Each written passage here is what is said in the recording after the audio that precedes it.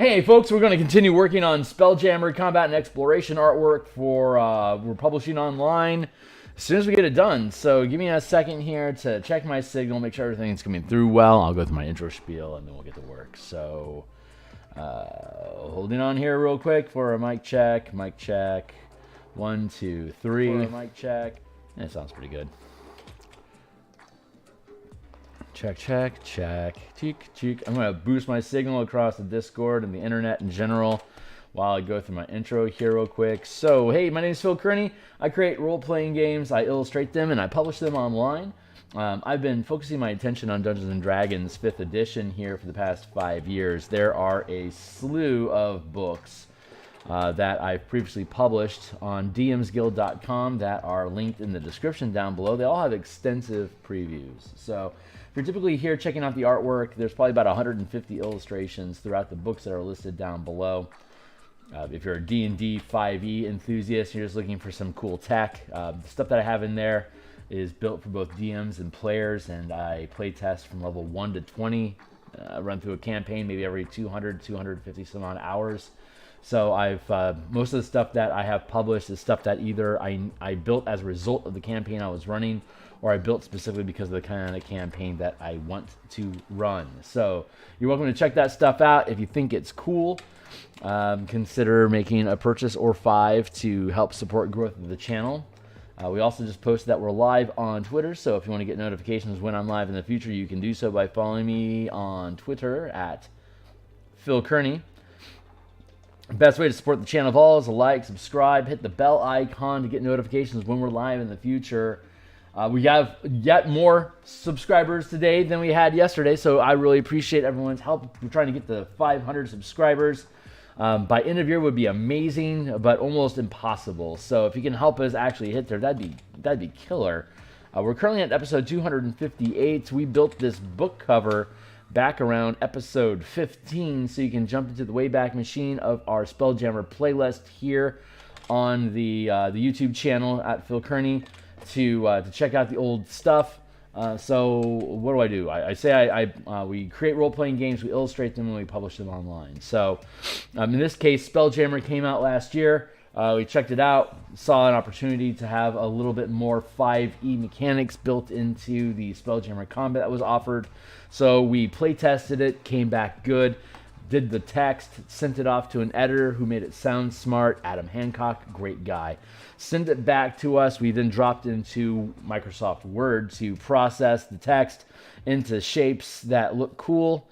Once all the text is built into the document the way that we want it to look, we have a bunch of gaps that we can then export as a PDF into Photoshop here, and then we can start illustrating. So that's what we're going to do. We're going to continue illustrating for today. So I guess without further ado, we'll peel open we'll get our art stick in hand. I'm going to take a sip of coffee for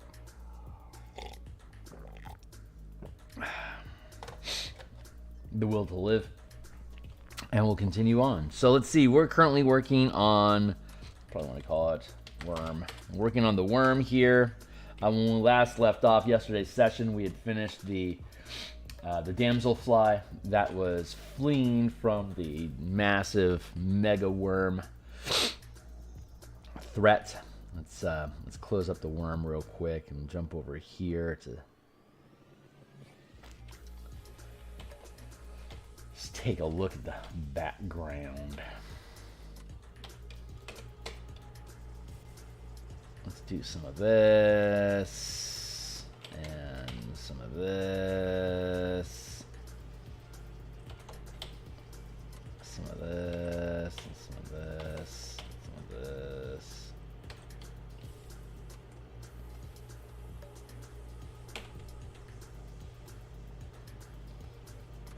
Basically trying to get the background of the image to line up with the border rail, so there's no real difference where the illustration ends and the background begins, which is an aesthetic we've been enjoying in this project so far.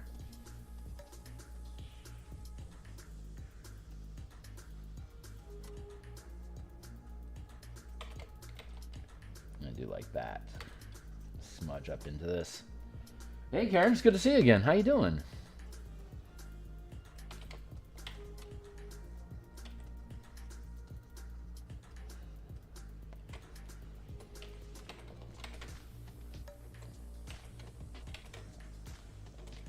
Can we be cheeky and block this off?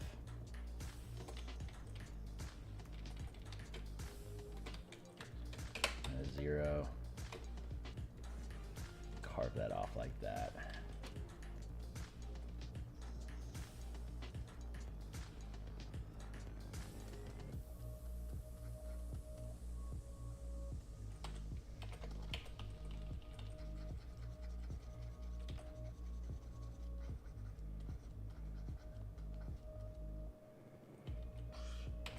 I think I want to continue here.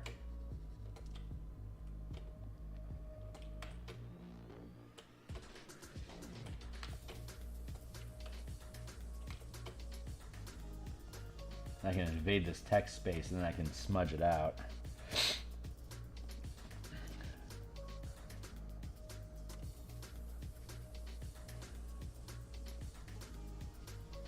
I want to play with the.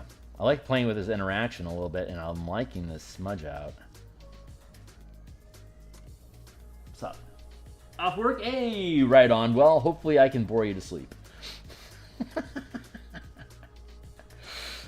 Don't know what's on my mind today, so we'll see. We'll see where the path leads us.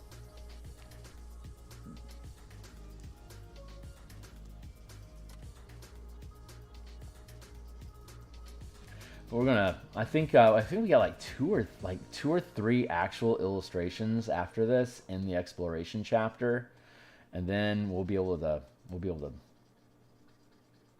close this one off. Once the exploration chapter is done, we have a couple illustrations that we still need to do in combat, and we still need. We have like 3 or 4. Illustration / diagram things. We have some system charts to do. So we have to do the Forgotten Realms wild space system. We have to do the Zaraxis space system. We need to have a generic hex crawl map for a system with a single central star. And what else do we need? Oh yeah, and we need an illustration of a moon, a diagram of a moon in orbit around a planet. So those are a few diagrams that we need to do inside of this chapter, and then the random system generator that we have as Appendix 1 also needs some map style diagram / illustration crossover type things. But we're getting down to the grittiest of nitties over here. And then we still have a slew of, by a slew I mean like maybe, I think 8 or 9 diagrams that we still have to do in the combat section. It's been difficult. It's the busy season for me in my day job. I work in marketing and advertising, and there is an explosion of activity during the political season as well as during the holidays, both of which are basically in November. So I've been ground down in the evenings a lot more than I wanted to be, and sleeping more than I want, as opposed to being productive.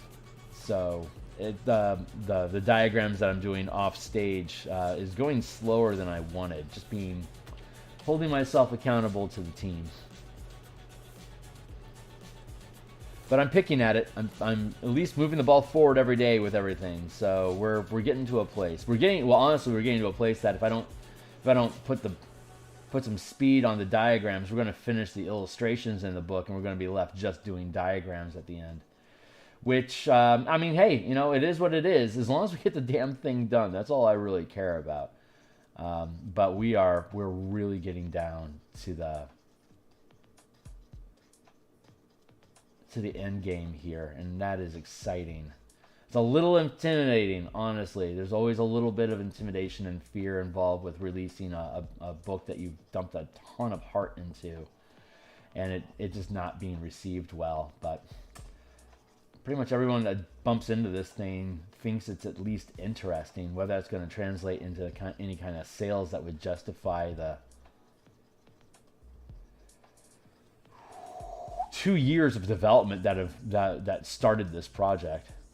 We still have a mass combat book, as well as a guild and kingdom dominion system book that can be born from the content that we had tested and developed as part of the process of this Spelljammer book by itself.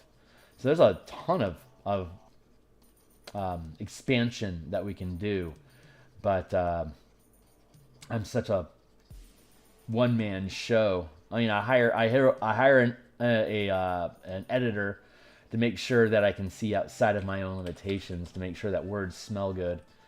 I hire co-writers when I recognize that the system that I'm developing is bigger than just what than what I can perceive. So I need somebody to be doing gut checks on me and pushing back against design ideals that I have, which was successful in all aspects of this command project that we've been working on.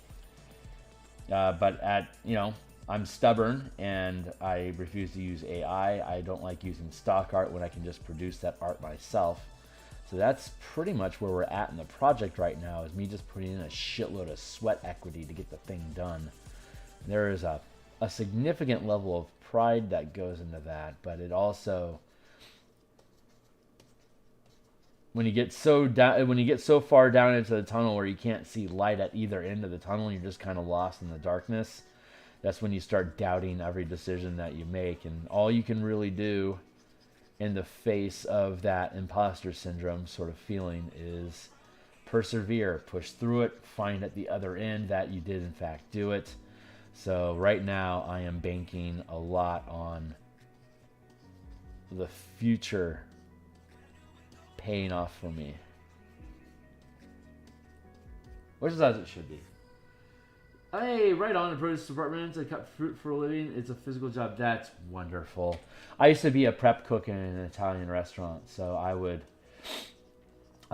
make 15 pounds, I would julienne 15 pounds worth of potatoes every day, and I'd shuck 10 to 20 pounds worth of shrimp every day, and I would bread 20 pounds worth of button mushrooms so that you could have, fried mushrooms as an appetizer pretty much every day.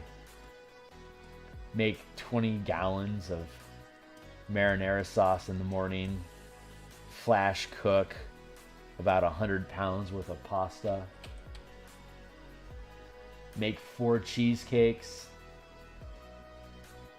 Cook a batch of a dozen little what are those things? Colanders of, not calendars.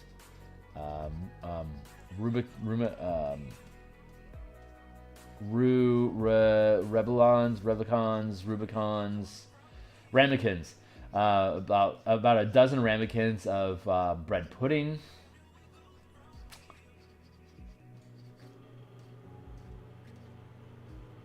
We didn't go through zucchini as quickly, but when we did, I would julienne and bread about 20 pounds worth of zucchini sticks,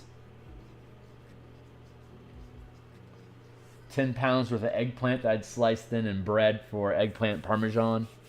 It was fun. I love prepping, and then of course all the inventory, doing inventory tracking and unloading trucks and lugging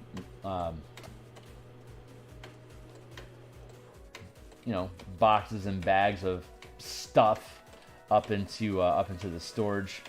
It was a very physical job, and I loved it. I loved prep cooking more than any other job I've ever had. It was so fulfilling. Working with your hands is incredibly satisfying.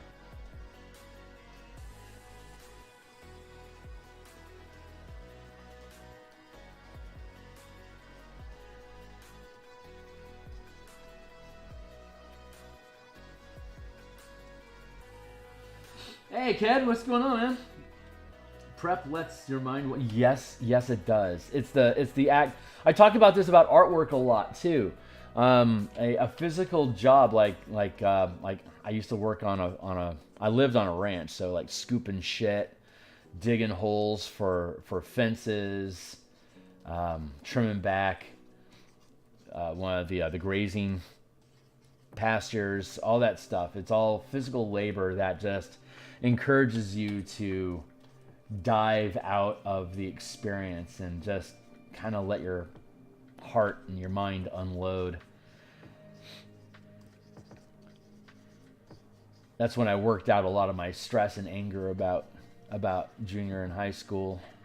Was in a patio, and it was in the paddock scooping horse shit, throwing hay bales.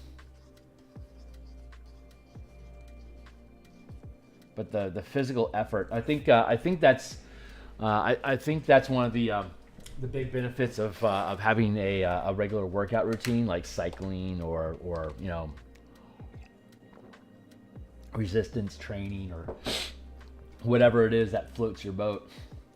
The repetitive actions that don't require any thinking is an opportunity for your heart and your mind to get in alignment so that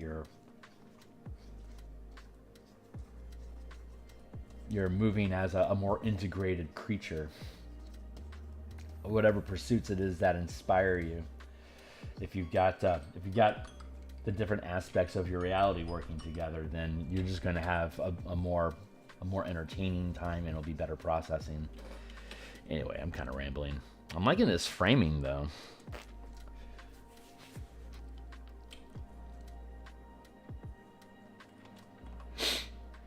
So let's see, how do I want to frame this? I'm going to put in a masking layer.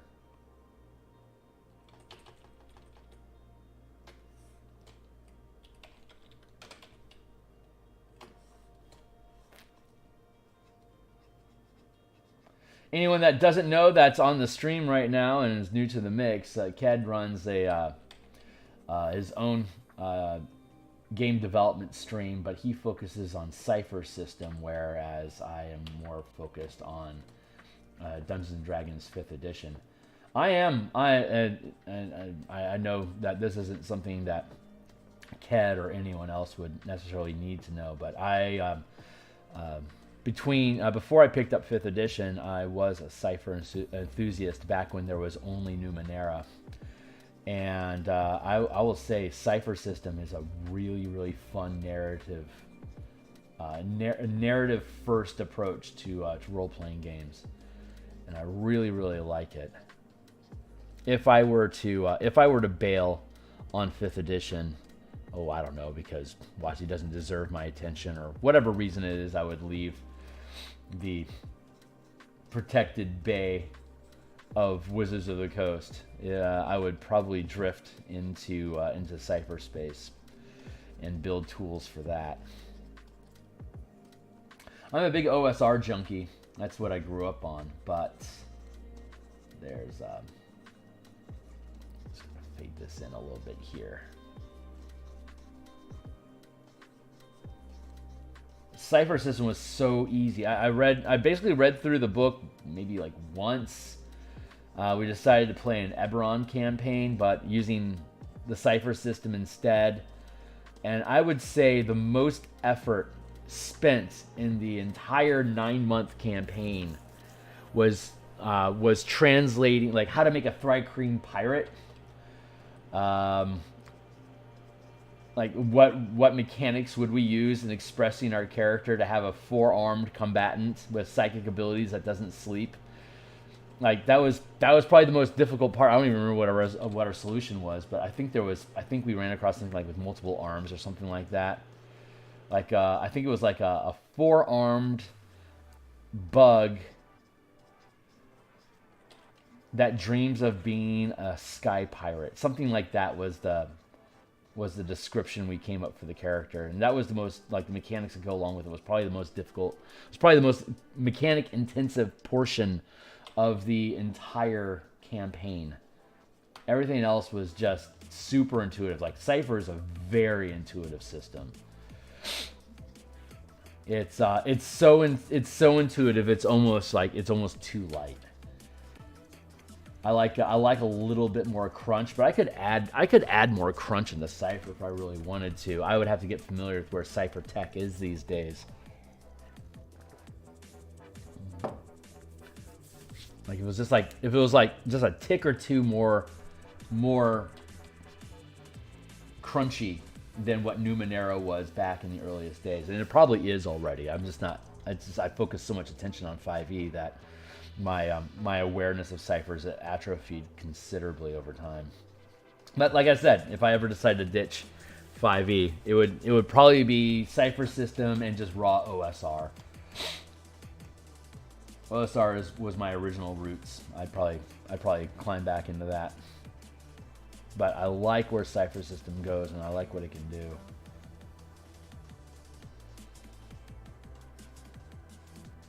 So for folks that want to check out Cypher and haven't really thought about it, check out Ked. You can just click on his name down in the chat, and it should take you to his channel.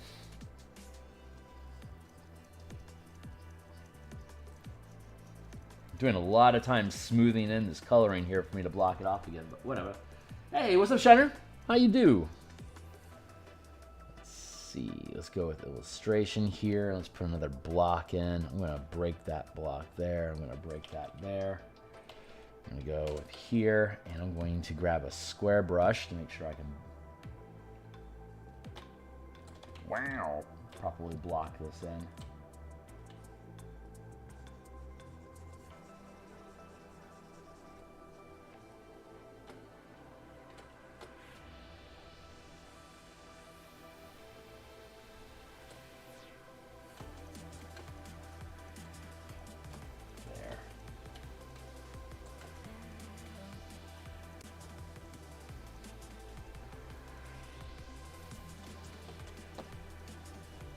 Gonna do that. Shift that down like that.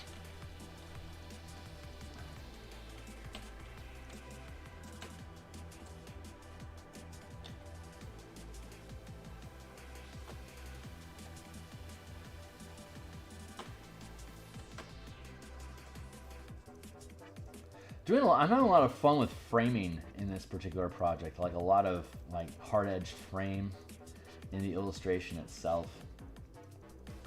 I normally, I typically do a lot of fades and watercolor torn edges, kind of similar to how wizards typically do. But when I have this overlap like this, I can manipulate, like I can push this past the border here where this worm's edge is at to free up a little breathing room around the text here.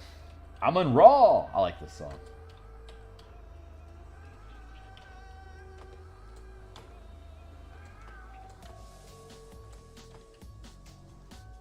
Like this. I feel like I'm being inattentive to chat today. I slept incredibly well. I woke up before my alarm. Significant victory. Anytime I can just wake up before my alarm is huge.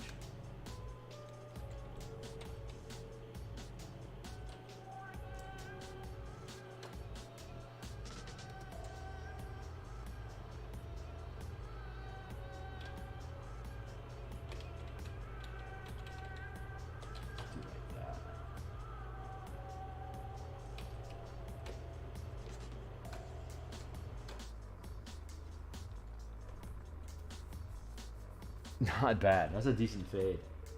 It's not perfect, but it's pretty good.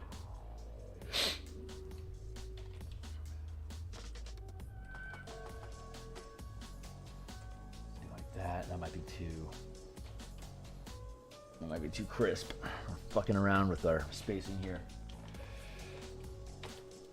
Free transform.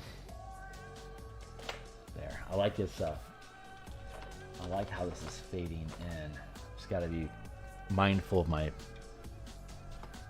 border around the text. Scaling distance.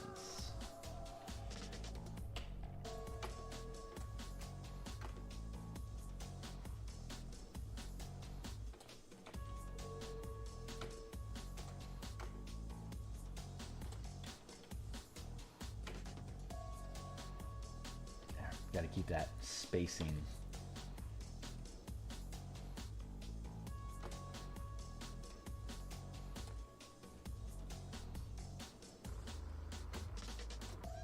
So jag. So janky.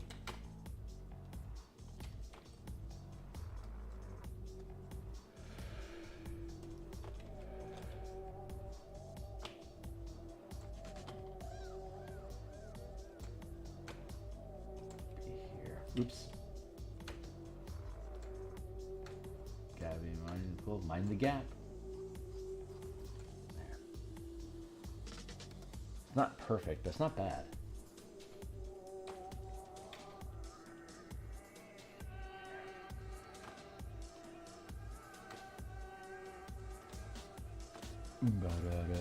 Oomba.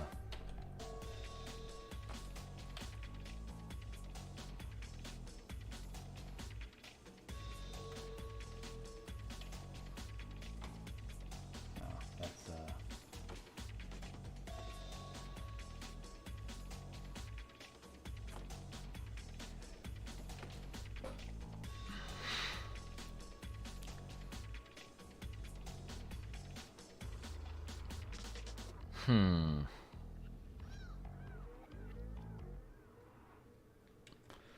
gonna hit save here real quick because I think I want to smudge this in.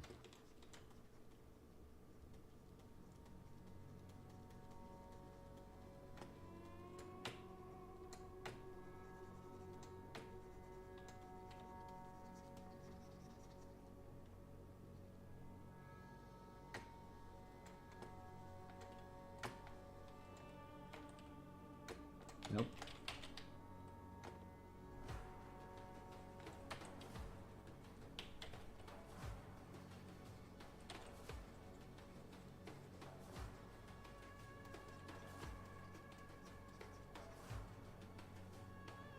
Something like that. I think that feels pretty. It's okay. It's not perfect. I'm not liking how hard that edge is and how that's breaking into the bug. So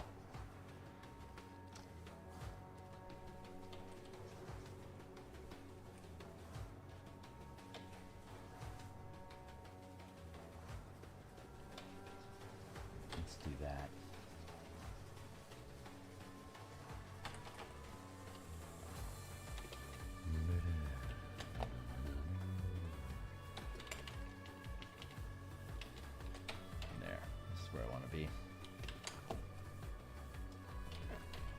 Right here, smudge that out like that.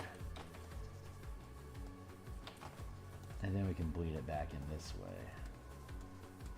By putting masking layer over masking layer over masking layer, we can stack up framing like this so we can have our fades interacting across multiple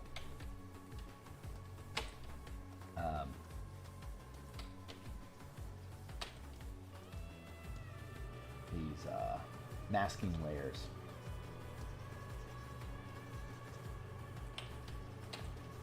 So you can have subtle fades across different planes.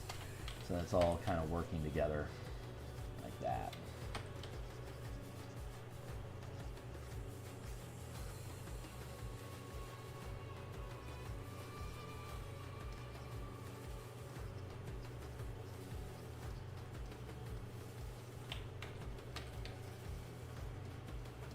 Faded in like that. I think that works. That gives me the best of pretty much all the worlds that I wanted. I can take my bug. Scoot that back over a bit here.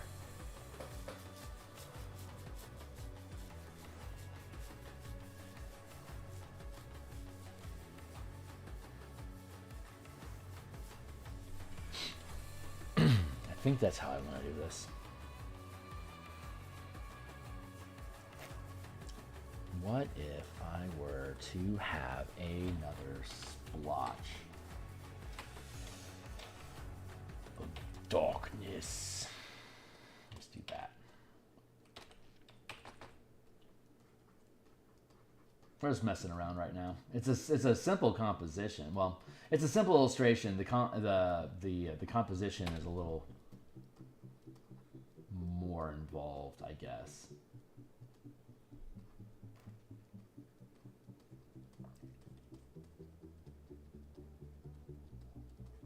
Because the illustration, the elements in the illustration are so simple, having a more more involved composition as a whole of how it's interacting with the page, I think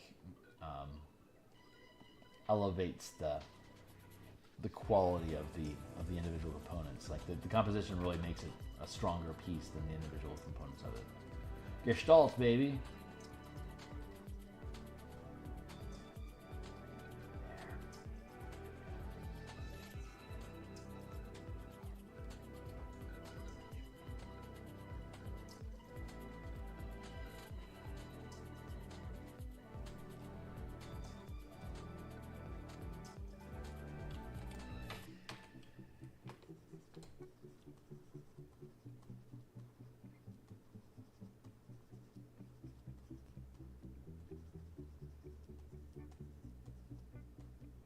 Kind of like that.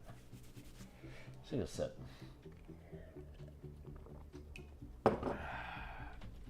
How do you cipher in place of D&D or Pathfinder in a way? Nice. It's actually done okay with. Hey, good on you, man. Cipher's growing.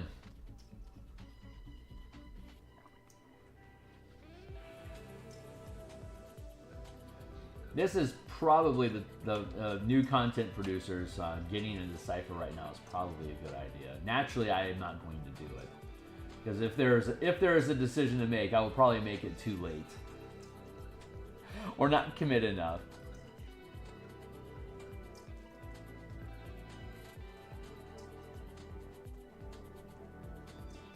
That's my imposter syndrome creeping in. But Ken, you do good work, man. You are providing perspective to an audience I think is sorely in need of it.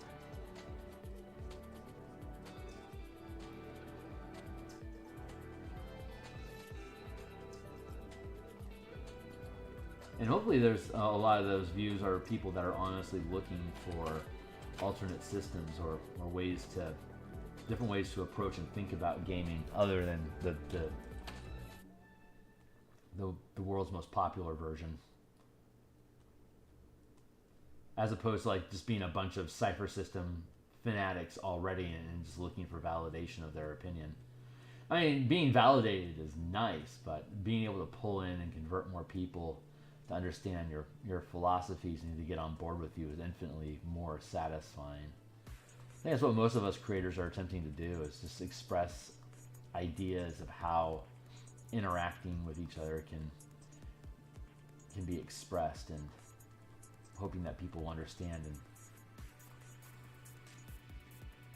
want to be in that space with you.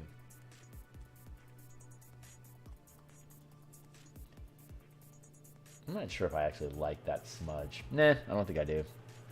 I'm just gonna leave that open air.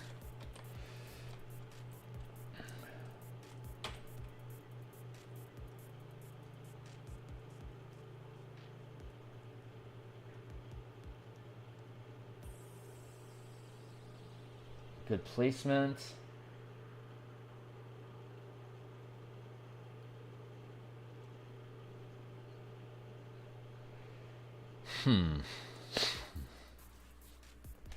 So what I want to do now probably is start locking down worm language. Sup?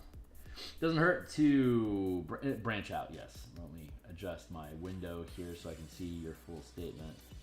Free League is about to send me some. Hey, cool! And once Paizo fixes whatever is wrong, I'm supposed to get review copies of the. Hey, right on, man! Congrats. That's excellent. Did you reach out to them about looking at stuff, or did they reach out to you and you weren't even expecting it? In both cases, Paizo as well as Free League. I'm always interested in the path that leads to people doing reviews and stuff. I'm gonna create a duplicate of this layer and lock it down. And let's grab a more organic eraser here, and let's clean up some edges a little bit, and then we can start building out this worm.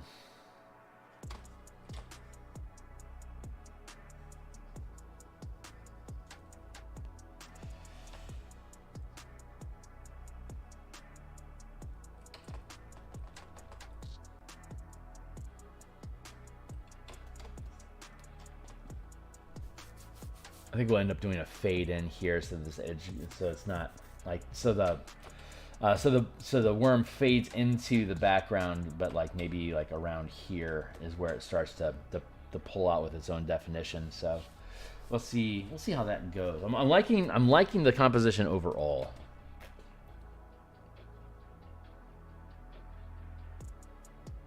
And I'm liking the negative space that we're using to frame the chart here. That's cool.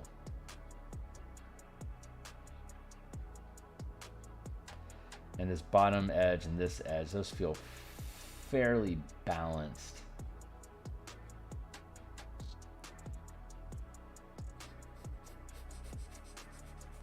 Yeah.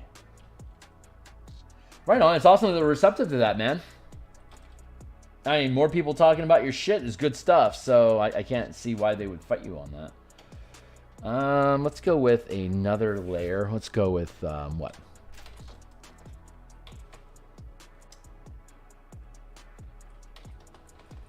Black and white like that.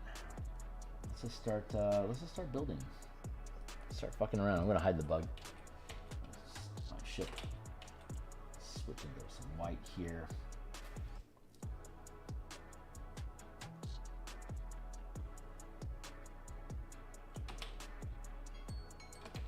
Thank you, Timely Timer. It's time for me to take a sip.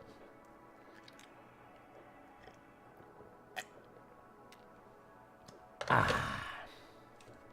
Refreshment. Karen, I hope I've bored you to sleep. Get some much needed rest.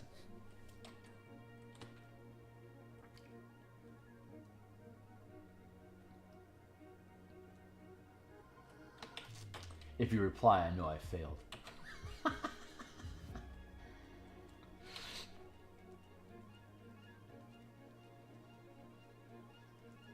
I'm dogging on myself this morning. My language is super negative. I don't know what's going on with that. I'm just noticing I'm talking down to myself a lot this morning. That's interesting. I don't know where that's coming from. It's nice to be able to observe it though. I want to have this a little bit more.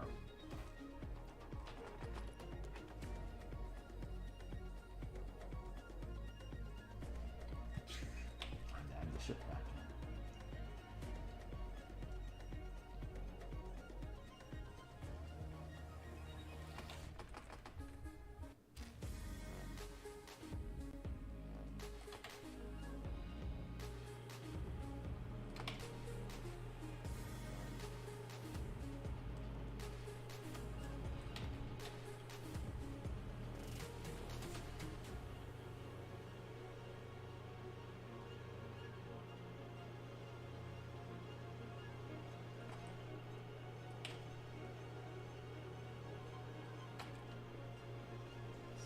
Like that-ish.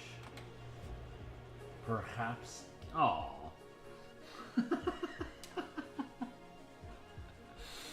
Oh, right on. I'm just teasing anyway. I know that you're trying to relax. When I try to relax, it normally means I'm gonna fall asleep like in 5 minutes. Like if I stop moving, I crash. Personal flaw.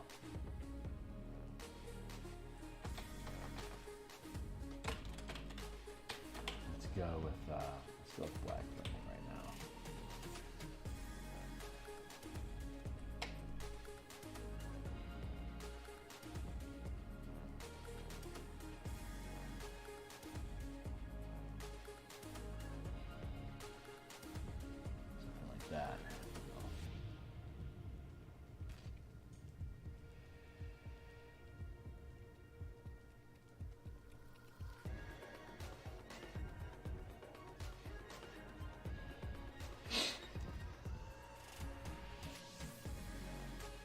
Something like that. Oh, we're just kind of fucking around right now.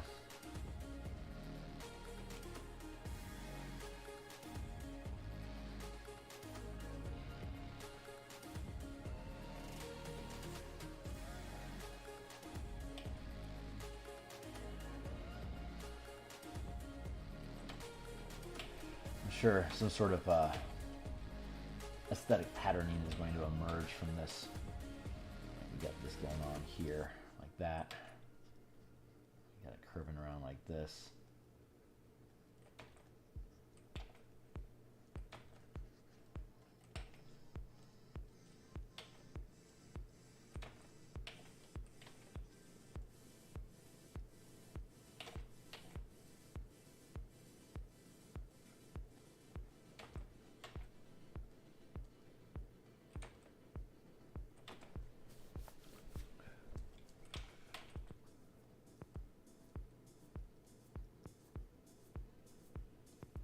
That helps.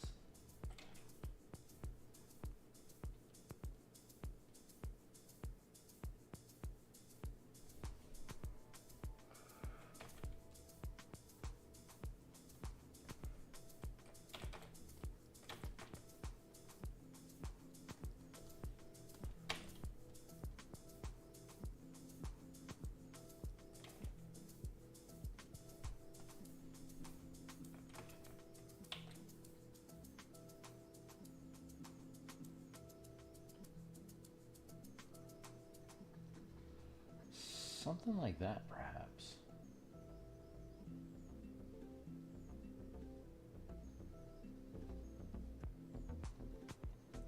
Make it even closer. Here, let's do that.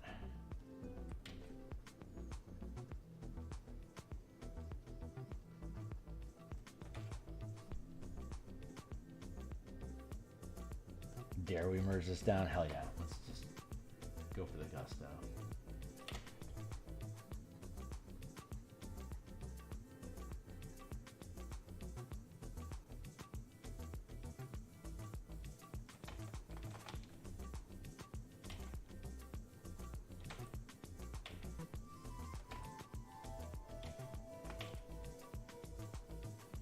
Do that chunky moss sort of thing going on inside here.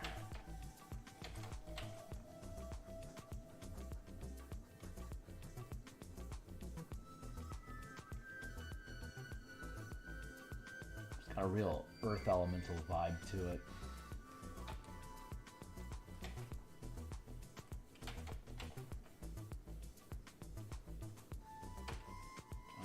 Super down with.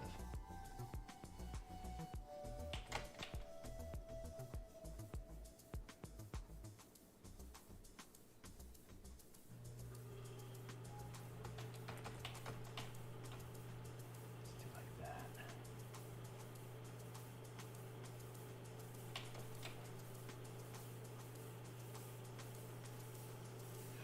that. This is reminding me of Audrey from Little Shop of Horrors, that sort of smirky, eyeless grin that the plant had. I don't know if any of y'all saw that Rick Moranis and Dan Aykroyd movie.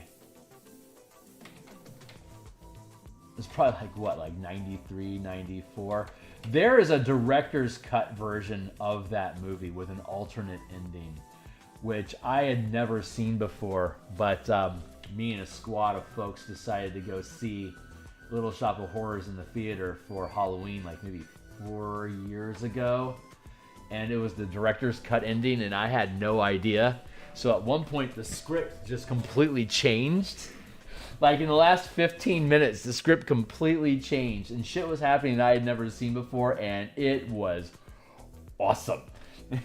It was soup. Oh my god. It's, do you want a spoiler alert? Because I can throw out spoilers here for folks that are interested. So I won't say, if you say you're not interested and you want to see it for yourself, I'll respect that. But if you want me to spoil it for me, I'll throw up a spoiler alert for everyone else and then tell you. But, all right, so spoiler alert for Little Shop of Horrors, director's cut ending in 3, 2, 1 second. What ends up happening is the bug, the plant was there to take over the world, and so in the last half, instead of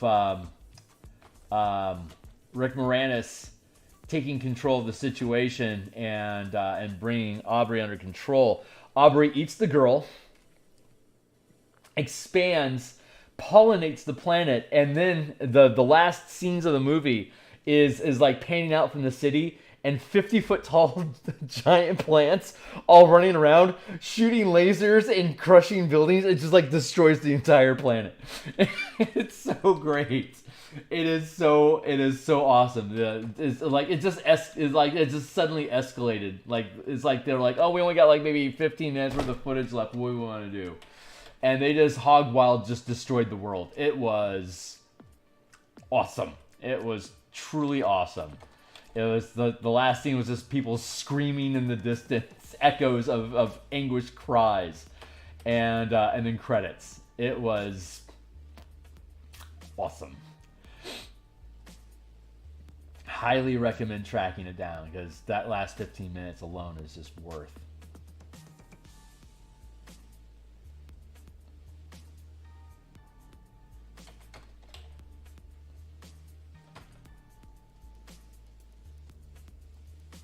Like that.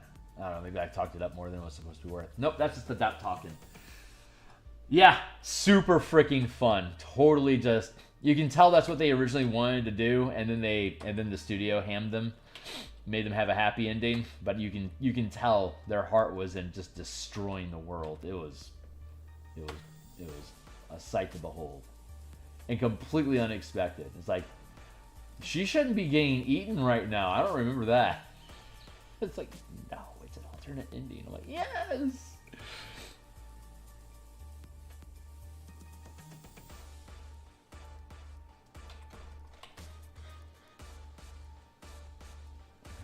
That.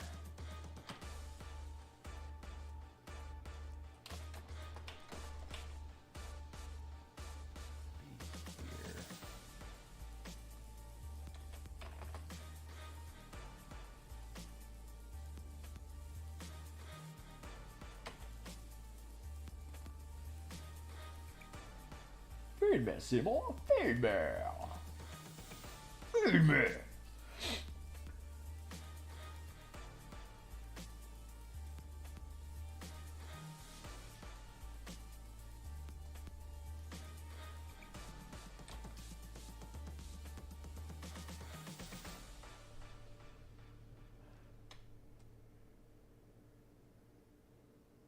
Looking pretty good.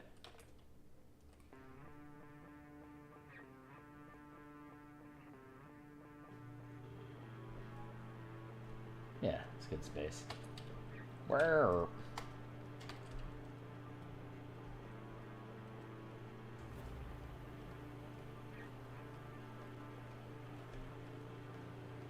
Put that in a bit. Scratch it in. Right now we're just doing a bunch of I mean, the overall structure is there. Right now we're just working on texturing and rendering.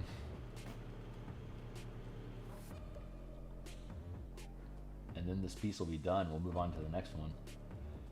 No need to drag it out. We still have plenty of pieces to do.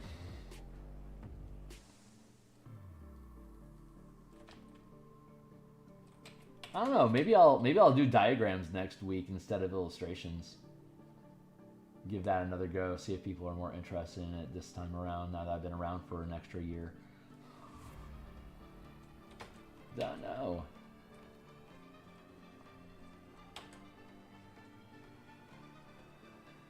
Diagrams do tend to be more informative, but I don't know. I don't know. I don't know what my audience wants yet. I'm still figuring it out, obviously. Maybe it's not obvious. I don't know.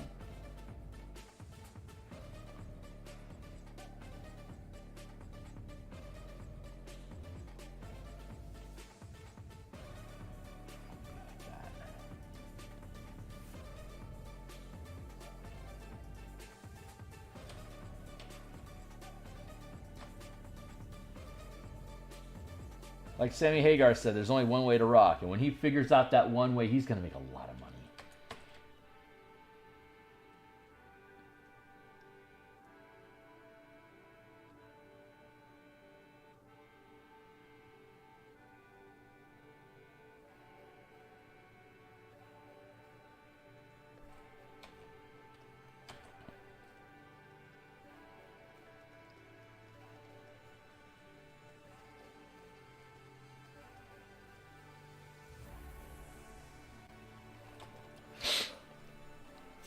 I need a way to smudge to blend this into so it doesn't keep standing out as a separate entity. There's I'm getting pinged. Why would I be getting pinged this early in the morning?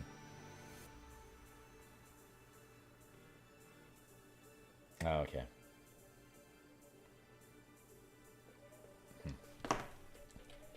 Text. Change and more often than not ruin your moves. Yeah, well, I mean, yeah.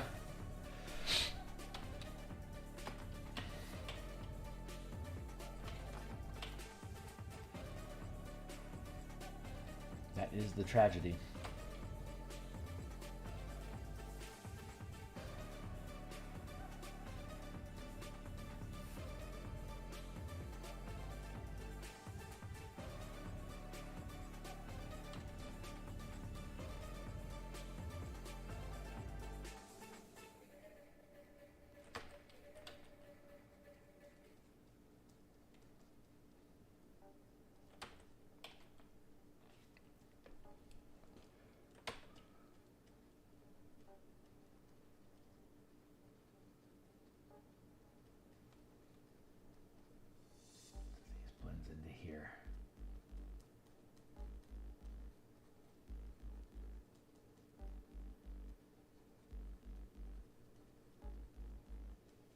I do a lot of smudging and pushing pixels around instead of direct painting, especially when I'm like doing ideation and just kind of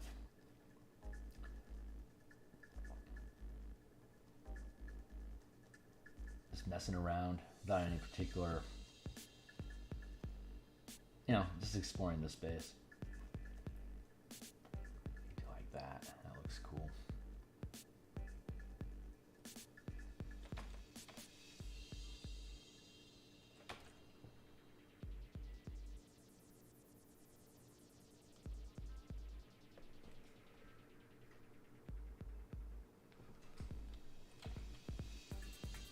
I gave it an eye. It's immediately more anthropomorphic than it was 10 minutes ago.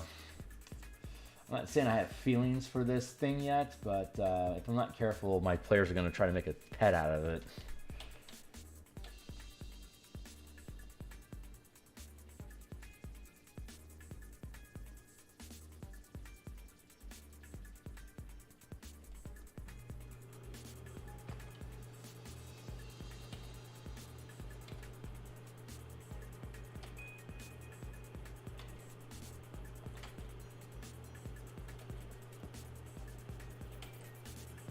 I think every adventuring party has some sort of weird. It's almost like it's almost like a, what's the word I'm looking for? Like a genetic compulsion to make pets or fledglings out of NPC monsters that the team encounters and doesn't immediately kill.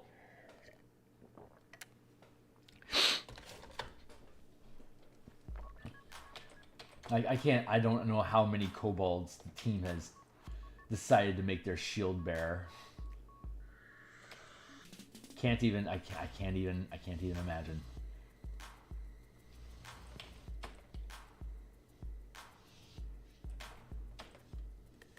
Like almost every team at some point adopts some sort of creature or NPC from the campaign. It is inevitable.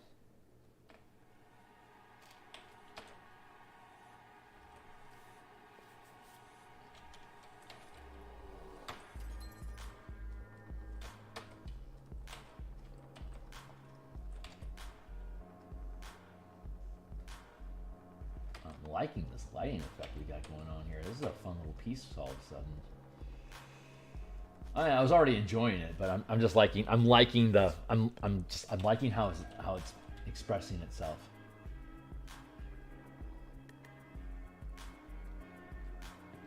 Oh God, no! Don't give it a pupil. If I do that, people are definitely going to want to have a conversation with it.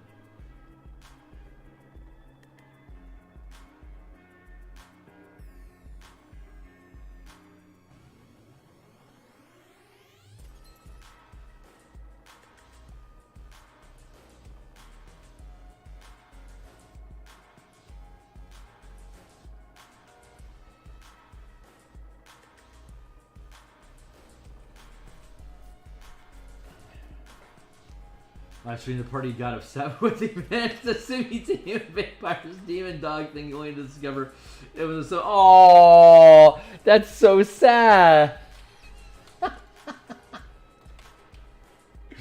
So sad. I feel bad for the party.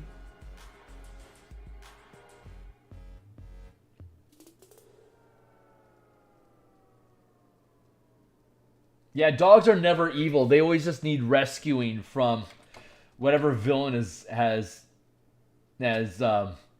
Stockholm syndromed that dog into believing that it's fighting a good fight.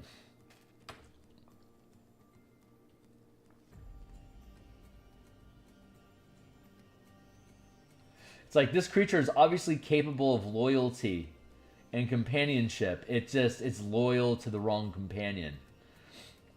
It's like, how are you planning on winning this thing over if you're going to kill its master? Like, how is that going to go over for you, do you think? It's like, we're not going to think that through. We just want to rescue the doggo. I admire that about you. Proceed.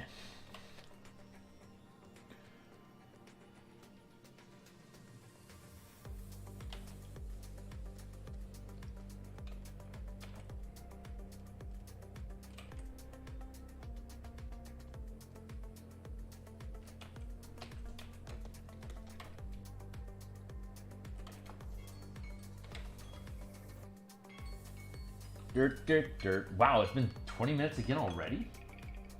For freaking real? Is that cereal? Wow. Well, I've still got 40 minutes. I don't think I'm gonna finish the piece, but I can definitely get this thing down the road.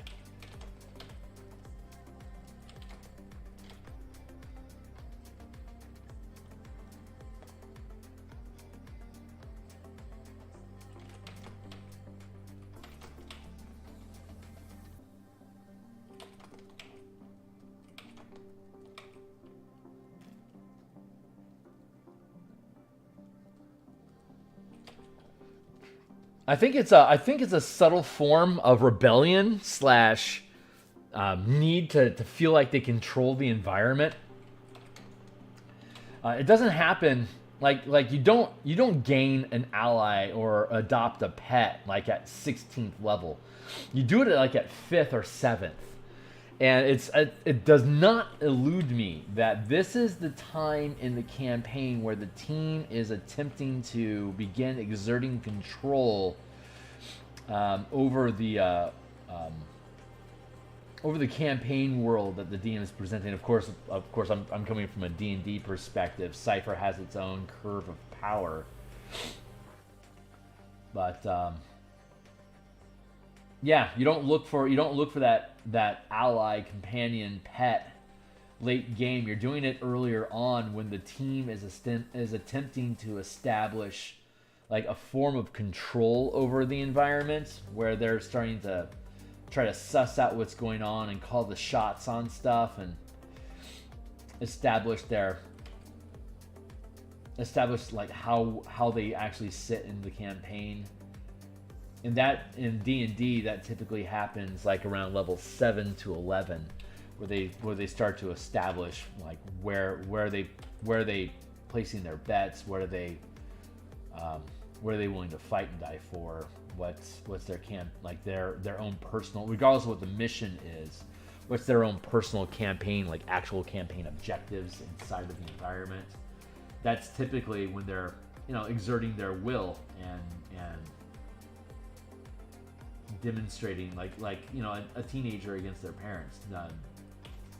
Second tier characters are very much that quote unquote teenager sort of feel or space. So it's only natural that they would take on a pet to show that they are capable of holding responsibility over others. It's just a natural extension of what they're, as a team, they're attempting to achieve anyway.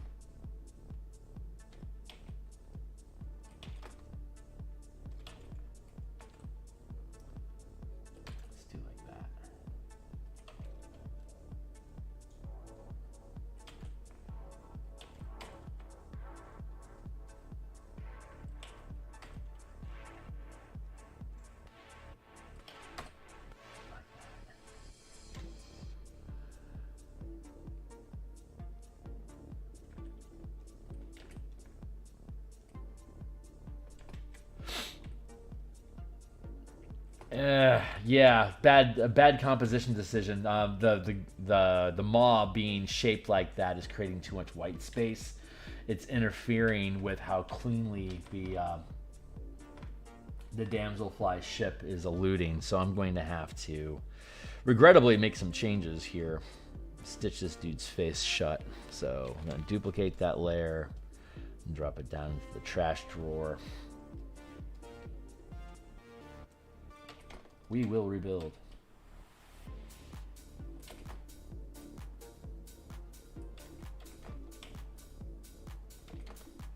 Something more like this.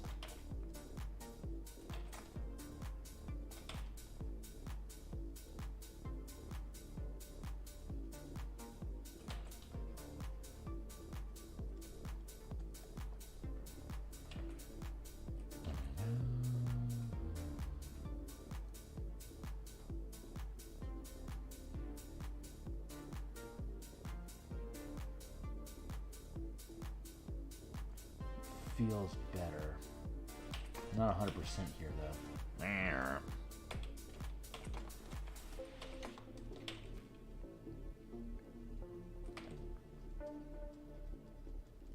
That feels better. Twilight Cleric got into a really big argument with the Moon Druid about keeping. Oh my! My current campaign, we're raising a baby owl. Oh, that's awesome! Moon Druid about keeping it as a great bit of role playing. A big argument with Moon Druid about keeping it. Right on. So they kept it. Is that? Am I understanding the language correctly? That they were arguing, and the Dragonborn wanted to keep it, and the Druid didn't.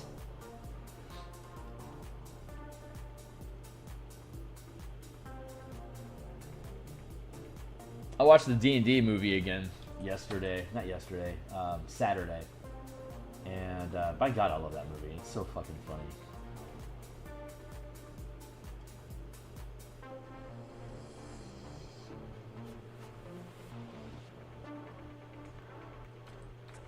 I think I can get away with that.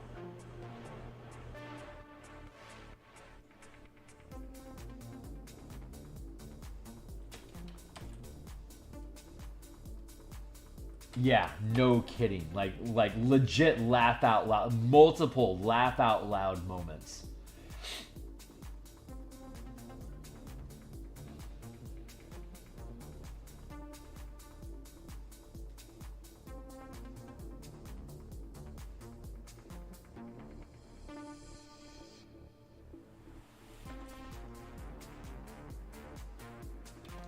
Like better than the second Guardians of the Galaxy movie. Not as good as the first one. Not quite as good, but almost as good as the first Guardians of the Galaxy movie. Better than the other two.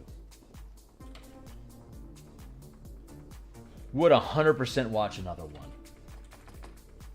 Especially if they had the same writers. God, the writers were legitimately comedians.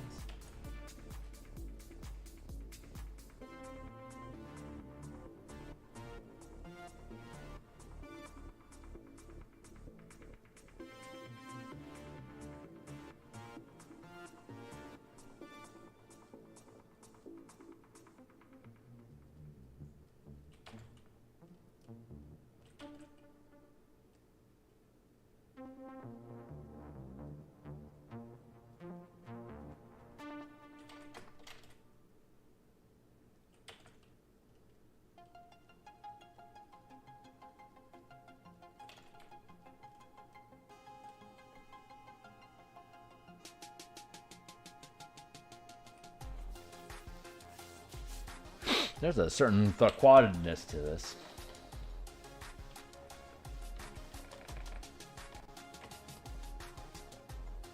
Liking this, though. Legit liking how this thing is coming along.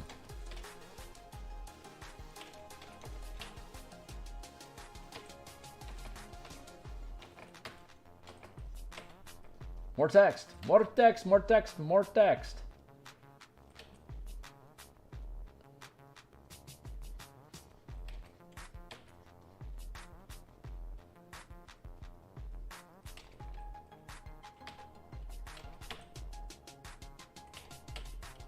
I'll probably fuck around with this some more tomorrow and What's tomorrow? Thursday? Jesus, tomorrow's Thursday already. Yeah, we should have this done by Friday. I'll be happy with that, and then we'll bounce on to the next piece. Yeah. Oh, very much worth your time. Need the chunk. That's so great. Owlbears are just cool.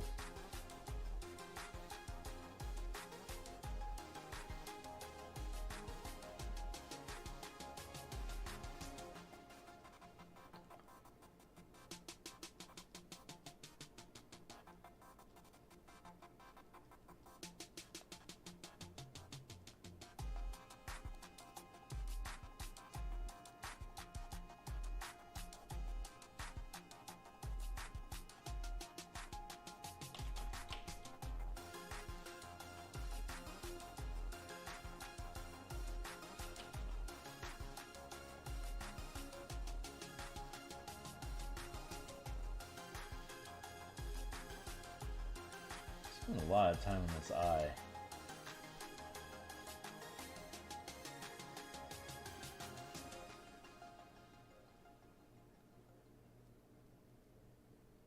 Come on, buddy.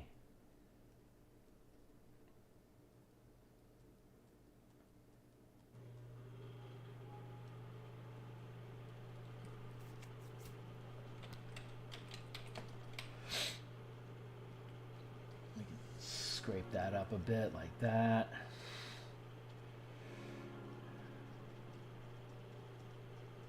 Get some more texture going in here.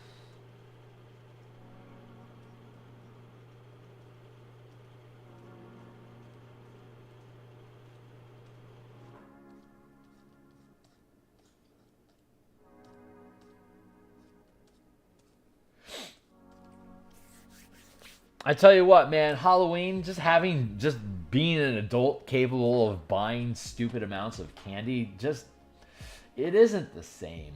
It's the victory of being rewarded for effort, I think, is what kids really, really like about Halloween. Like, I had to come up with this idea for this costume and then present it to a judge who, when deemed worthy, rewards me with candy, the most coveted of commodity that a child could have.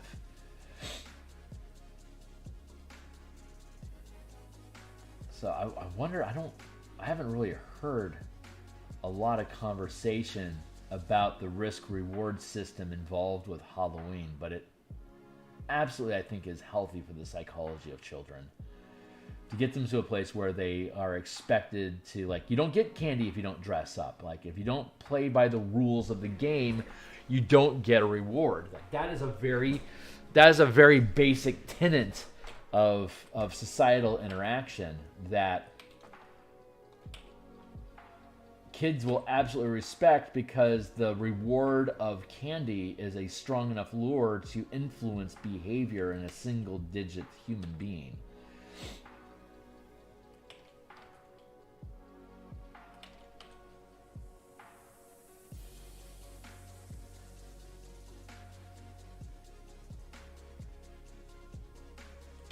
And there's like the nervousness of being in public, and oh, am I going to be judged because my costume is stupid? This is all training for young humans acclimating to the societal experience of being part of a community, and what that community expects of them as far as like behavior and conforming to the rules of engagement.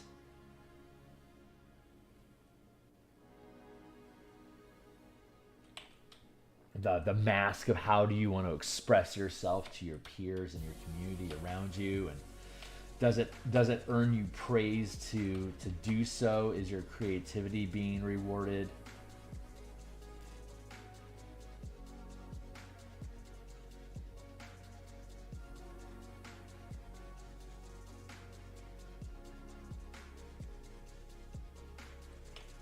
Going from house to house, seeing the differences in opinions and generosity versus stodginess, or it's interesting, I think. I noticed all the kids have their parents with them these days, but we had a ton of kids this year. Right on.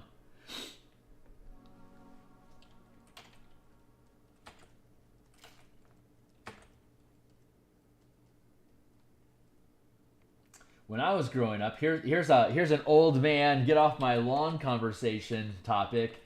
But when I was growing up, our parents didn't need to be around because there was a lot stronger sense of community.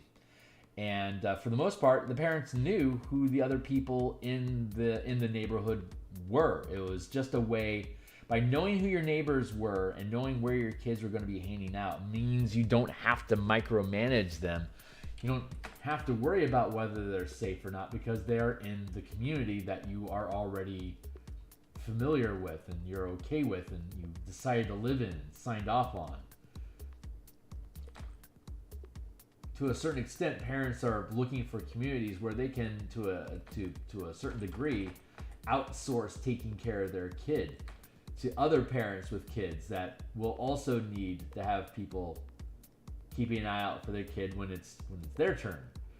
There's that sense of community there where we are reciprocating, taking care of each other's kids together.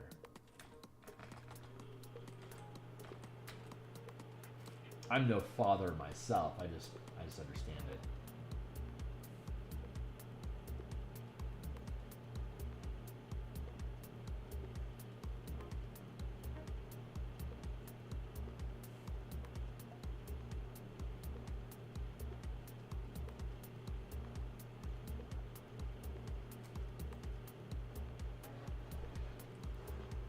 Just kind of playing with this ice base here. Yeah, I don't think I like that. But we don't know until we explore. So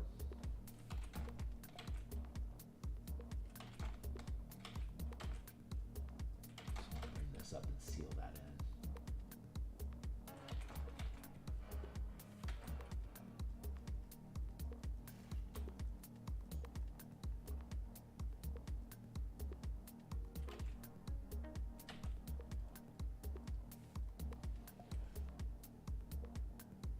I don't think I'm a fan of that ring.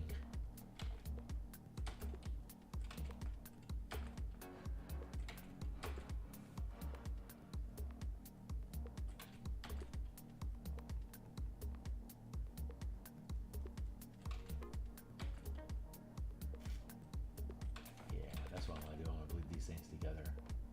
Nice.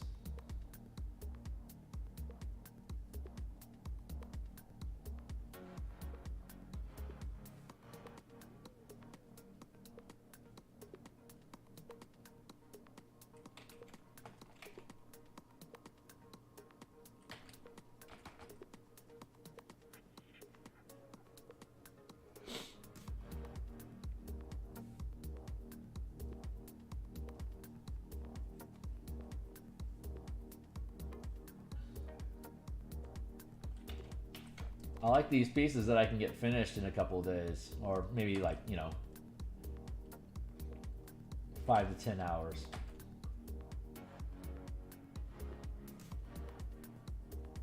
Does appear to be where this one is. Oh, I'm liking that.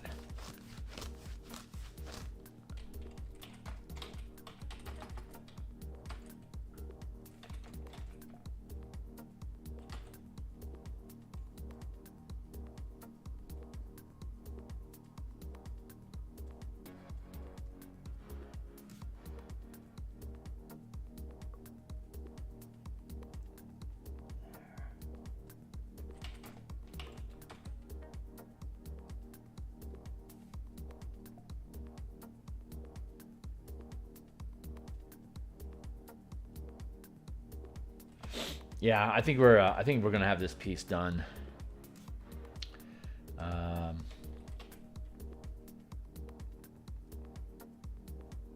This will be done by Friday for sure. I want to keep those wings out of its mouth.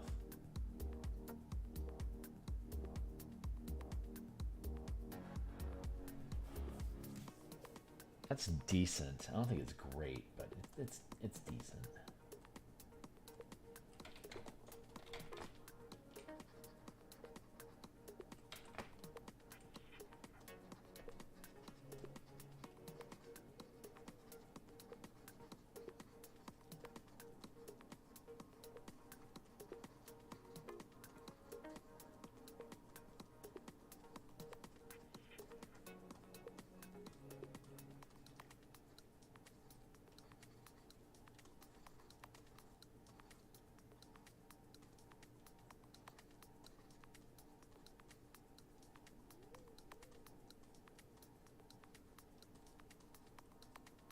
do want to have a little bit of atmosphere like that.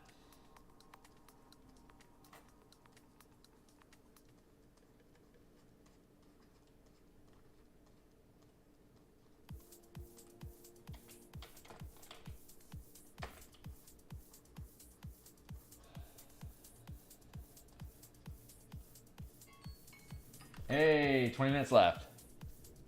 God, time flies, man. Can you believe it's been 20 minutes already? Jesus.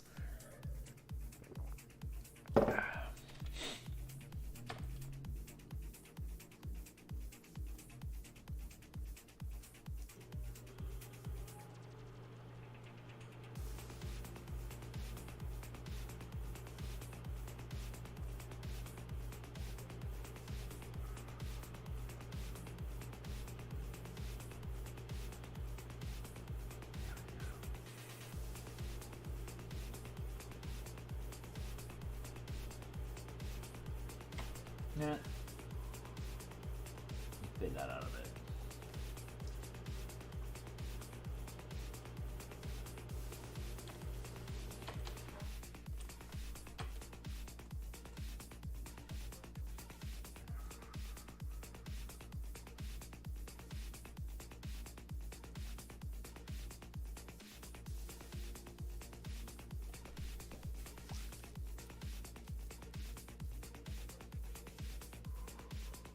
Yeah, I'm into that. So I'm going to finish the structure here, and then we'll probably do some more fade out along the base here. Maybe some rocks. I'm not sure exactly.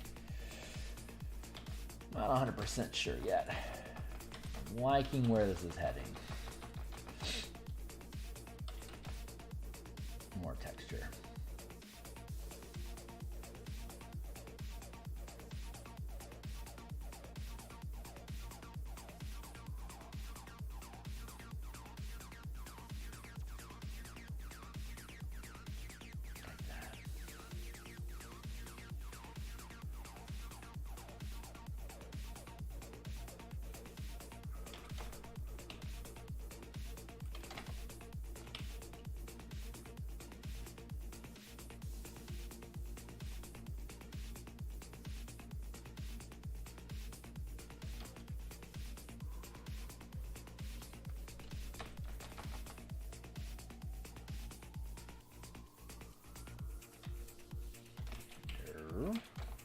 Yes.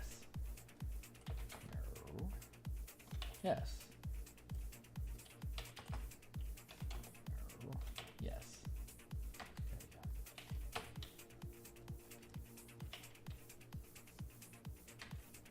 There we go.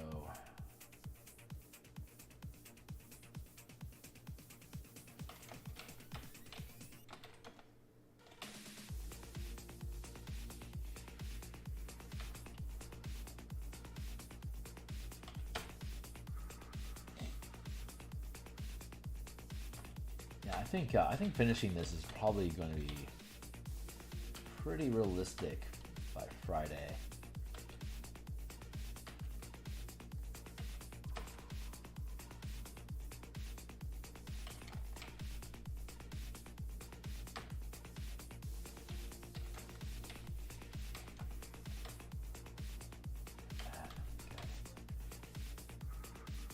Put some lighting in over here as well. Start balancing that out.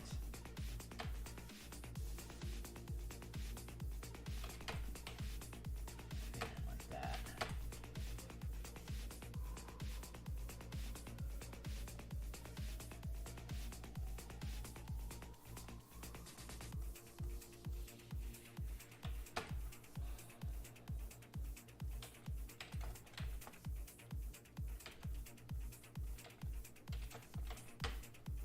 Start watching Loki season 2.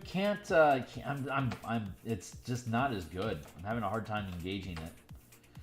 I bailed on Ahsoka after one episode. That was a shit show. Pardon the pun.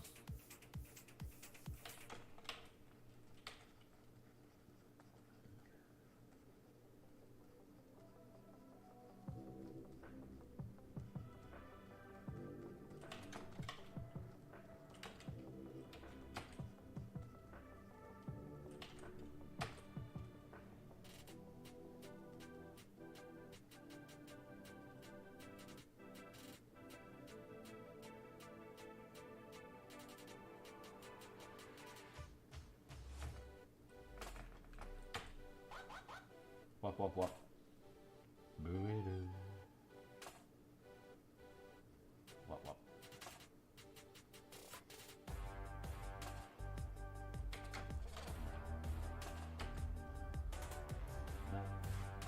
Walk, walk.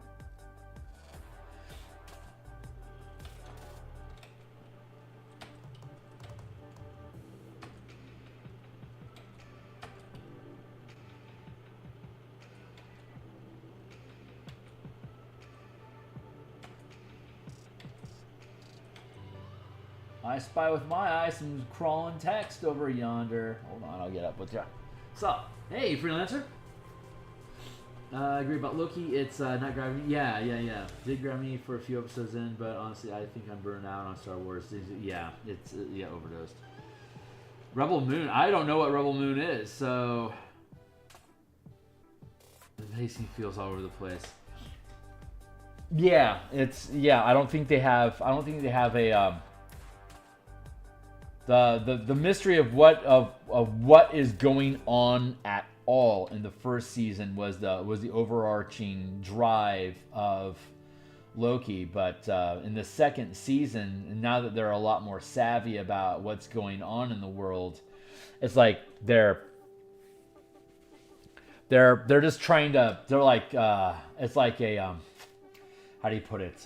Serial versus progressive storylines. Like the entire second season of Loki, it feels like they're just trying to put it all back to the way that it was without any actual progress. They're more knowledgeable about what's going on in the world, but they're not like, they're reactive. They're not really. They don't have. It doesn't seem like they have any real objective. They don't even know what their objective is supposed to be, other than don't let bad guys win. But they can't even identify who a bad guy is currently.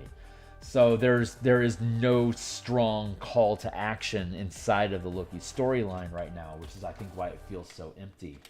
Like there's a lot of task and MacGuffin doing right now, but like there's a lot of emphasis on we shouldn't kill off alternate timelines because think of the children. And it's like, but there's zero time spent on how important are these other realities, or like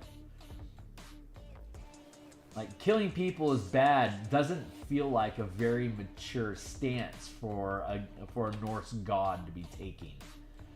Like there needs to be a stronger call to action other than, oh yeah, these people in these other timelines, if they aren't protected, they'll die. It's like, but you're not engaging with these other timelines at all. I don't know anyone from these other timelines. I don't care if they're killed off, if they get pruned, you know? Like, it doesn't matter.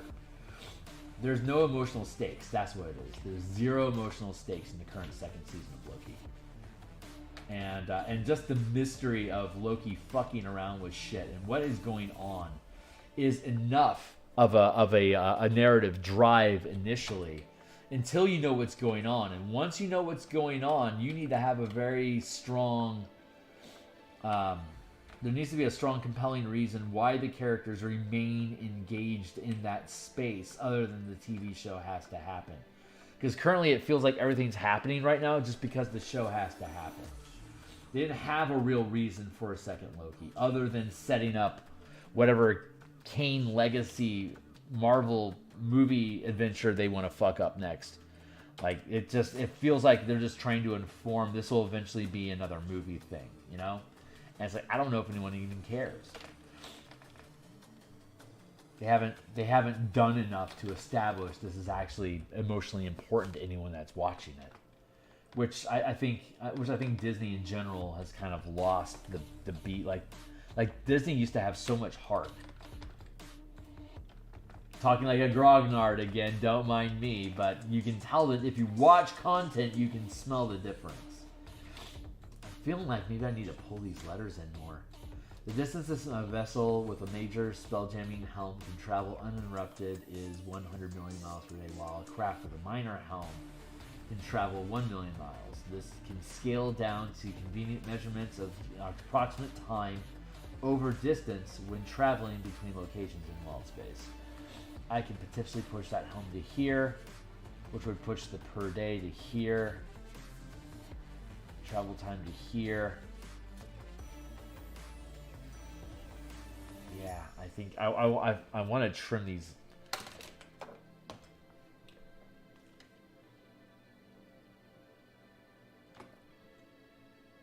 Like, I want to see about trimming the space a little bit.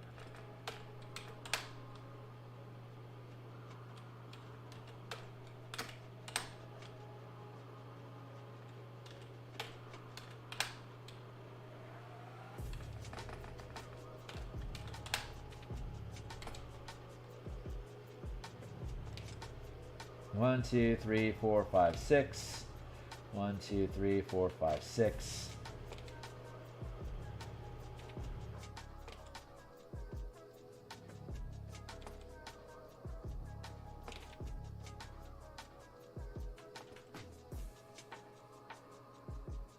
Oh, I do have a frame there. That's interesting. All right, let's take this. So let's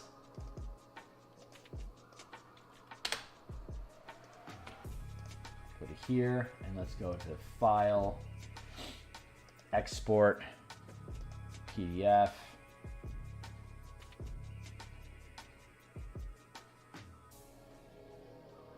Interior pages. Exploration. What is this page? Page 57.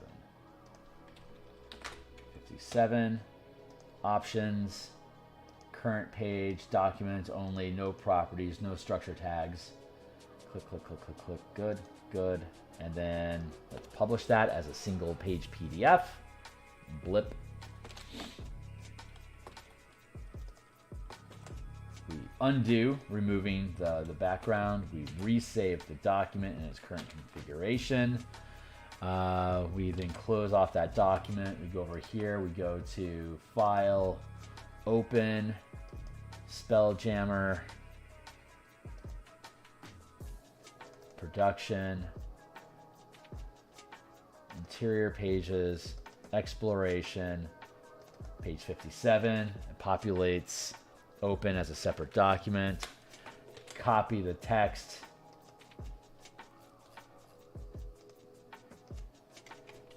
Paste into place. Ooh, yeah, that's much better framing now.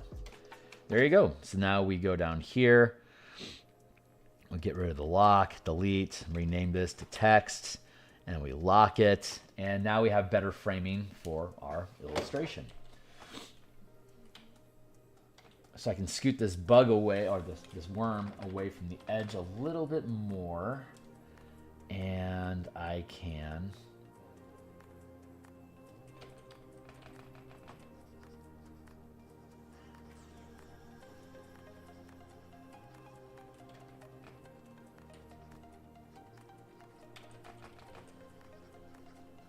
fade that in a little bit easier, like that. Nice.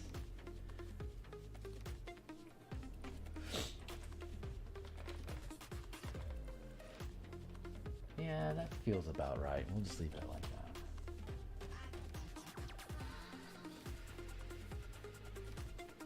Fade that down a bit. We're almost out of time, aren't we? I got 5 minutes left. That's the nice thing about being the illustrator and the layout artist, is that I can shuffle text around like that to help frame the composition better. That is demonstrably better than it was a minute ago. And all I had to do is just break line a little differently. So I do a lot of that throughout the document. This is an instance where you actually catch me doing it on screen. So this is good. Glad you guys had an opportunity to see that happen. I am fucking starving right now. I'll go ahead and update.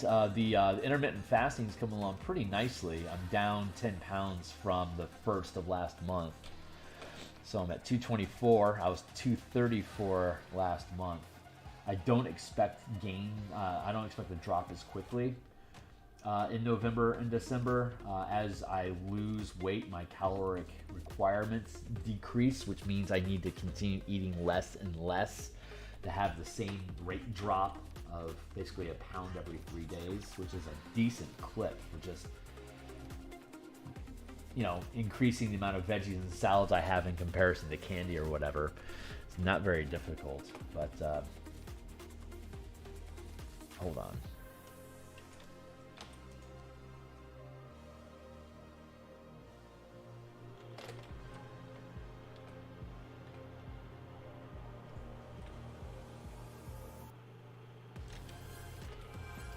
put a little bit of a tilt on this.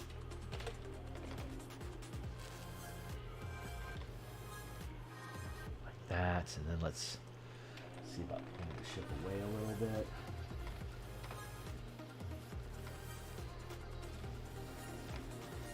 That's better framing. Nice. I like this, man. I like this piece. It's simple. I feel like, let's stitch up the worm.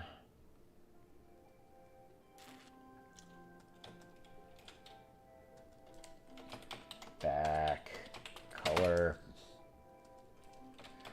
worm.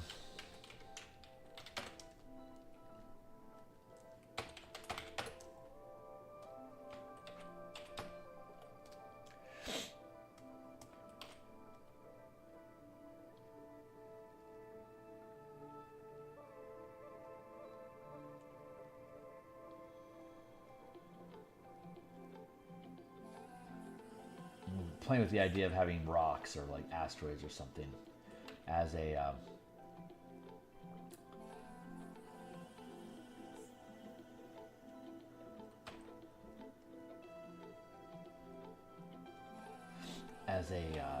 an interaction piece that can depict the worm breaking through, or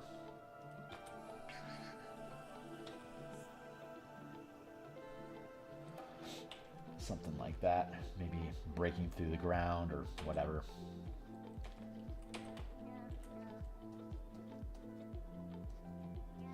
Not sure exactly yet where I'm going with this. But just the bare worm by itself doesn't make sense. Like, it's just like, what is it, just floating through space? Why would your ship be anywhere even near that? It's a dumb idea. So this worm has to be essentially just like breaking out of wherever it's at to surprise the ship, so that the ship has a reason to, you know, even be depicted anywhere near it.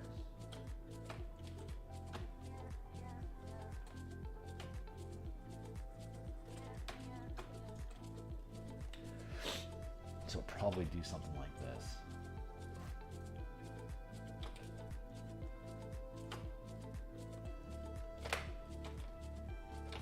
Something like that, maybe.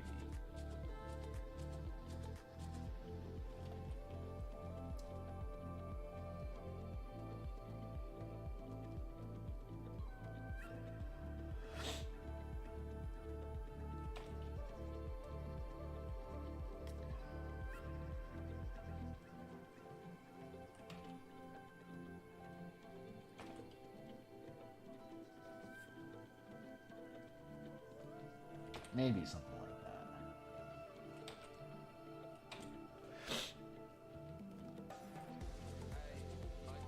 Yeah, that's feeling better.